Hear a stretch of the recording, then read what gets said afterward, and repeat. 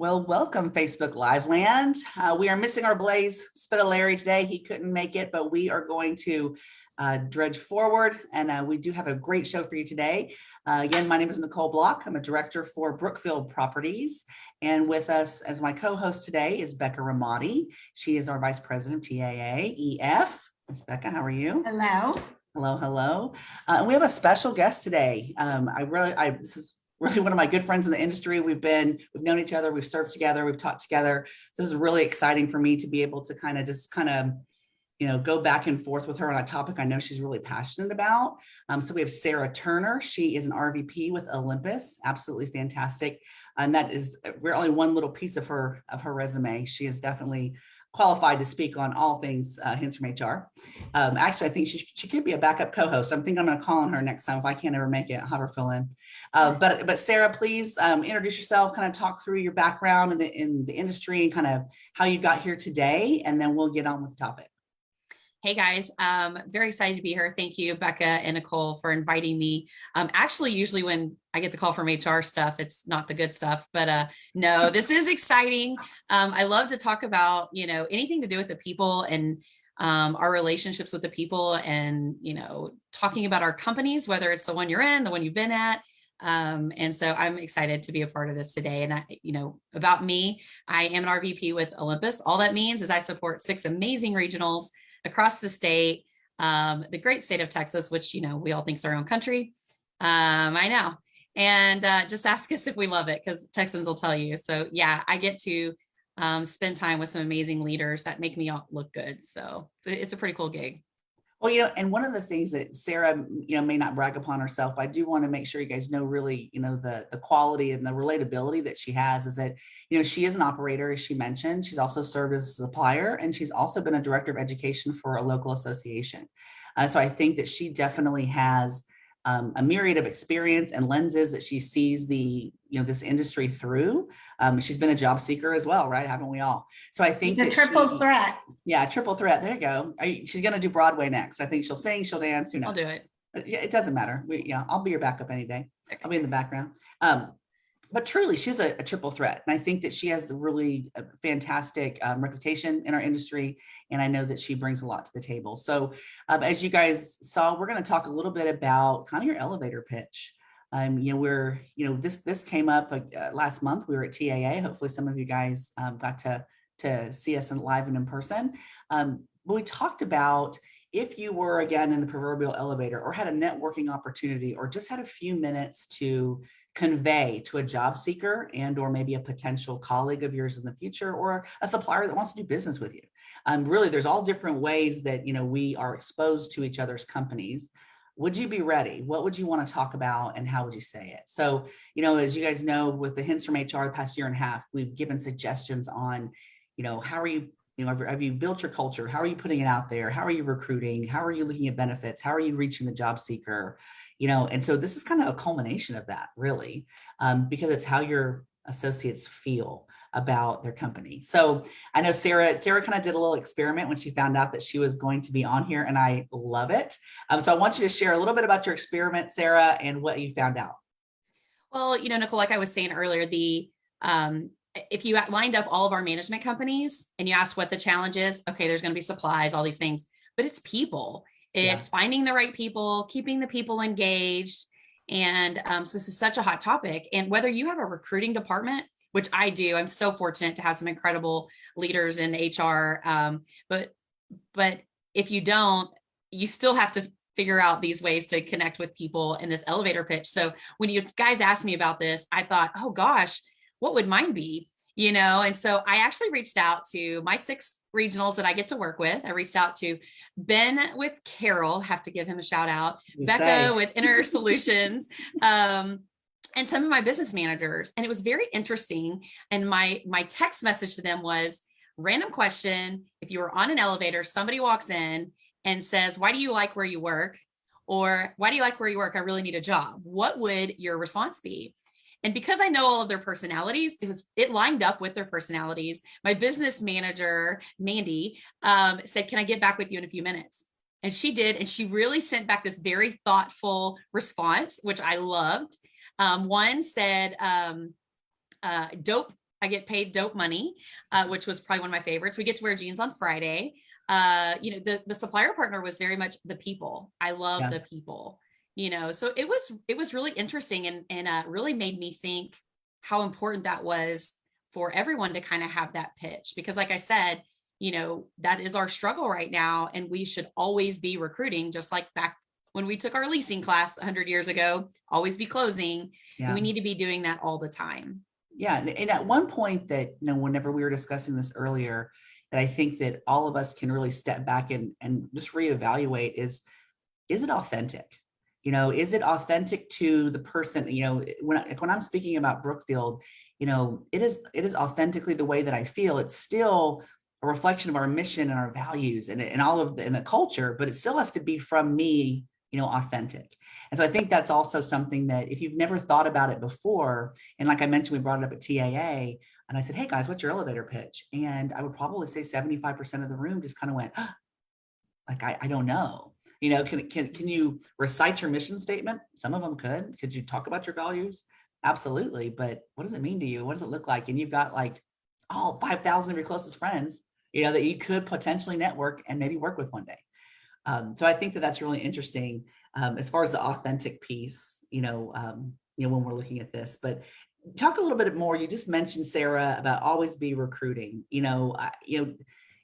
Tell me how your company is approaching that. Tell me how you ensure that you are. I think that's something. It's something I think we all realize we probably should be doing, but we're not. But tell me a little bit about how Olympus handles that and your perspective. Well, it's interesting. I do have a recruiting. I'm fortunate to work with a recruiting department. And Sarah has her own personal recruiter. I know it sounded like it. Here's the thing. I do. It's the people. Yeah. And some of the feedback has been, and on this call, we just talked about the other day with HR folks is in Texas, we tend to not have to have as many job fairs and stuff because our teams are so connected.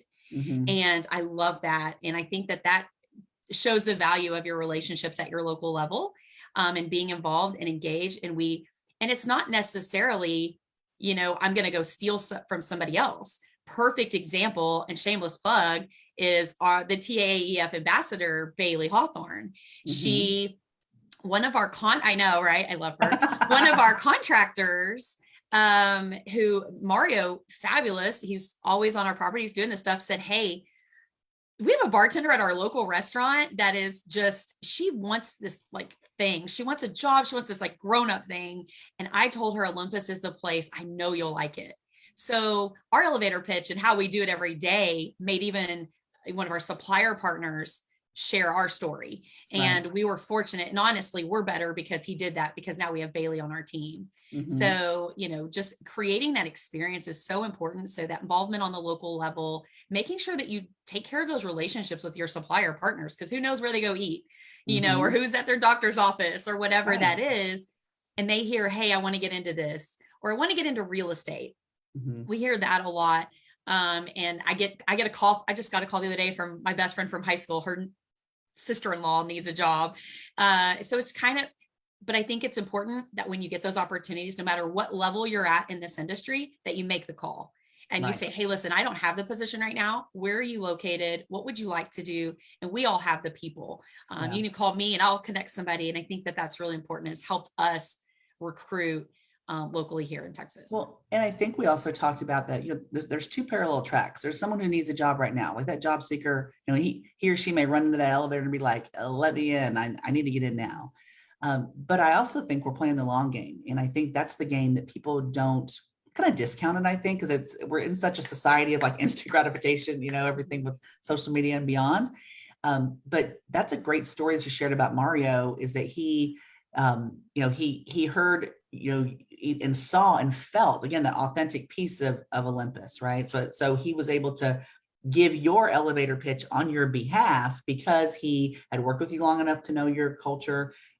He could vouch for you guys as a responsible, obviously you cover all the responsibility bases as far as a good company, but how she could come in and learn, knowing she had no experience, and really where could she thrive. So I think that Mario making that connection to Bailey, who ended up now again as TAAEF's newest ambassador, I think that is a testament to what we're talking about today and why, again, that authenticity and embodying it. And for Mario to speak that on your behalf is, I think, really powerful, and not, I don't want that to go unnoticed. That long game piece, Nicolle, that you talk about. When I talk about TAEF, we talk about wanting to help people who are looking for a job now, and also for those who aren't right now, to help them have multifamily and the apartment industry on their radar for later. And so it really is, you never know when that's going to click. And so you have to take that approach, that just talking to people about the industry generally, because it may come to them later, it may click later, and it may come at a point when they need it, and they didn't need it at this very moment, but they will in the future. Well, and think about this, Sarah, you said, I made that phone call, I didn't have anything, but how many times did we jump? Because again, no one has so much spare time laying around that they're not, air quotes, busy. They're thinking, I don't have anything, so I'm not going to call. I can tell you, I've probably been guilty of that in the past. I think we all probably have been, but for you to make that time, I think is really impactful, because clearly it paid off in the long run. So as far as like with your leadership, Sarah, you guys had talked about a call that you were just on, and you were talking about, again, always be recruiting, and that, is there anything else that you would say when you're coaching your teams about this type of topic and about, always being recruiting? I know you're natural at it. You're fantastic. How are you coaching your teams to be the same? I think that, as Gallup has said, 70% of a team's engagement comes from that property manager, so talk to me about that, because I know that, that I think that's for coaching it. And there's leaders on this call that are watching. I think they'd love to hear about it. So I say this a lot. Culture is only as good as what your team feels. You can say it all the time. You can post pictures on social media. You can put it on a website. But if your groundskeeper does not feel that culture, you're missing a piece of it. You may not have the culture you think you do. Right. And we don't do everything right. I know this is recorded, so sorry about that, Olympus. No, I'm just kidding. We don't do everything right. My bad. I know, right? No, but we own it. We don't. We're in a service recovery business. Yeah. Right. But we own it. And I think that that's what makes us, and I think most management companies do, I know we don't have everything right, but I think, I even think just this exercise with the elevator pitch, I'm definitely going to do with our team. But if you stop and think about it, your brand, whether it's getting a new resident in your home or a supplier partner connecting with someone, or you're recruiting, you're wearing that name badge. And if you think about it, so often we focus just on the office team for recruiting pieces. But at the end of the day, hopefully they're taking their name badge off and leaving on their desk so they don't forget it tomorrow. But our service team's still wearing our name on their shirt when they go to the restaurant with their family. I've seen it. And so are they prepared to have that? Are they happy with where they're at? And so it is so important for us internally. I think our goal is to make sure that we create the environment that our teams feel heard and are not just a number. And that's actually one of the things that one of the team members said their elevator pitch was, I'm not a number. I know when Chandler comes to an event or comes to something that he's going to come talk to me. The fact that, and I just spoke with the manager the other day in West Texas, and she said, it was so exciting to actually meet the owner of the company. And to me, again, this is that part of how do you keep it going? I'm just used to it. But what about those new people? They don't know it sometimes. So it's just, making sure that you continue to have that conversation and communication. We do want all of our teams to have weekly meetings. I know we talk about it as an industry, but it doesn't always happen. But just encouraging. And I think one of the things that we do is a lot of times whenever you become a leader in this industry, you're just expected to know how to hold meetings or communicate. And so what we like to do is give our teams tools to do that. And that doesn't mean follow the script.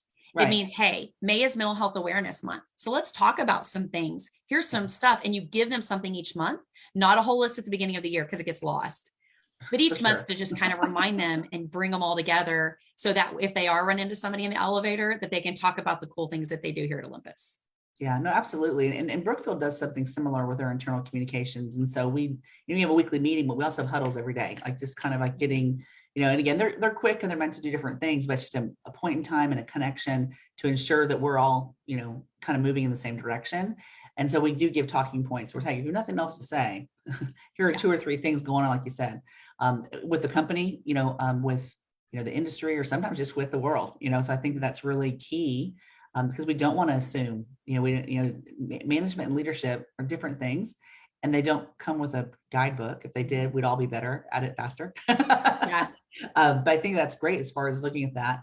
A couple of things I wanted to kind of talk through also is, we talked about two other things. So we talked about, Sarah, like, that it's not just your elevator pitch and what you're saying. Of course, we want to be authentic, but it's also your professionalism, how you conduct yourself in meetings, how you, in association events, and how you're networking about, really that you are the brand, whether you realize that or not. When I'm walking into a room, yes, I'm Nicolle, but I'm also Brookfield Properties, and they are judging, engaging, and looking and seeing, again, not for today, but it could be for tomorrow. So can you kind of talk about your thoughts on that, and how you coach that and develop that in your teams?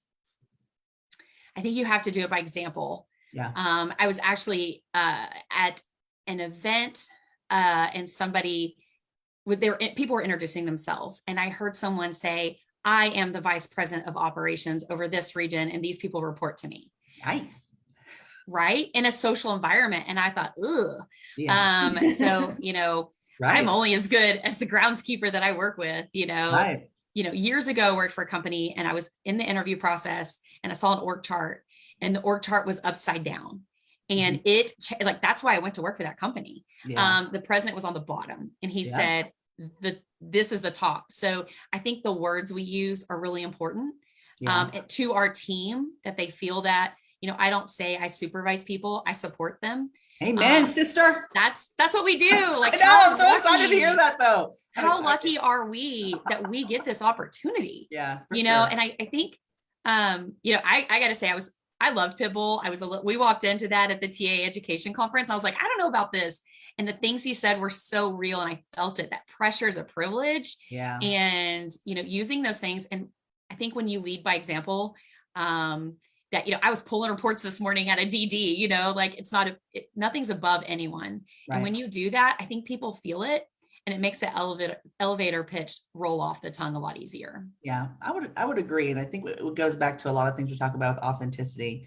And, and I think that there are so many people I've met, one of them being you, of course, that I'm like, gosh, like every time it's just consistency as far as, representing a brand herself. And then, but then, like, to your point, there's other times because people tend to be in these meetings themselves, good, bad, or indifferent. Yeah. And so, yes, I have heard some of that before. So just be wary of the verbiage that you're using, and are you representing your brand appropriately? Because, do I want to go where I am a number? And if I ask you, am I going to be a number at your community or your company? I mean, no one's going to say absolutely, but I'm going to feel that way because you are all almighty, right? So I appreciate that you said that, because I think that we don't realize the power of the words that we use and the actions that we have. But let's talk about the job seeker for a second. So Sarah, if you're seeking a job, which I know you're not, because you love Olympus. No. Again, it's being recorded. I don't want anything, no rumors to get out. But I think that, if you are a job seeker, what about your elevator pitch? What would you consider, or how would you maybe let the job seekers know what to look for, or how to sell themselves, or what to maybe want to hear in someone else's elevator pitch? What are your thoughts on that? It's so interesting you said I'm not looking, but I have. So we've all been job seekers, right? I know. I think you want to be real. I think you want to be confident and not cocky. And there is a fine line. I've had some interviews where I'm like, ooh, I don't know how to take that. Yeah. I think you want to be honest, for sure. I've been in interviews where someone's like, I do this, this, and this, and I can look on their social media, on their property website, and I'm like, they didn't do any of that. Yeah. So I think that's important. I also think you need to do your homework and not waste your time, and make sure that company does align, like you said, with your benefits and beliefs. I know you guys had done another session on that, and that is really, really important. I've worked at a few different companies. You can go to my LinkedIn page and see. And there's some that it wasn't just a good fit for me. Didn't mean it was a bad company. Right. Some people want to come to a company where they're not involved in certain things, or they don't want to feel the pressure to get involved in association stuff. And if that is what you want, talk to the person about that. For me personally, I have a couple regionals that's just not their thing. Right. They just want to come to work, and the time in their life, they have families that they're trying to focus on. Right. And so, but I have some that want that. And so it's really important for the seeker and the company that may be hiring, but to really be honest about what those expectations are. Yeah. Well, and I think that honesty serves both sides, serves both purposes. I think sometimes we get into a position, especially in this job market, where desperation could really take over if we don't manage it. And so sometimes I think that, we're trying to sell, what we think they want instead of what we really are. And I think that that's going to end up kind of biting everybody in the rear, because they're going to get in and be like, this is not what I signed up for. And then you're going to get a job seeker that's like, ooh, it's kind of a square peg in a round hole, but we did it to ourselves. I loved your point when you mentioned the, because I clearly love to be involved in the apartment association, right? But there are some people that don't. Very foreign to me, but I respect it. I'm kidding. No, I think that, but what do you do with all that extra time? What do I do? We give like a life or something? No, but I think that, but I think that's great where you can say you have the option to, or not, or, instead of saying like, this is required that we go to these events. Well, then that might not be for you if it's required. I mean, of course, hopefully your company's a little bit more, understanding, but that's a really good point. If they really just want to be, I'm going to be there. It doesn't mean I'm not dedicated to my job while I'm there. Right. But I've got, I got a 2-year-old at home. Right. We've all been there too. So I think that's really important as the job seeker to know, again, what you're looking for, and then what you're going to listen for in that speech. Right. So if they're talking about, work-life harmony, or that's part of, or asking them about that. If they can't speak on it, then they're not thinking about it. I mean, honestly. Well, I just this morning got a text from someone that said, hey, I'm working for a company now that lets me or allows me to be involved in the association. I've missed it so much. Yeah. Literally this morning.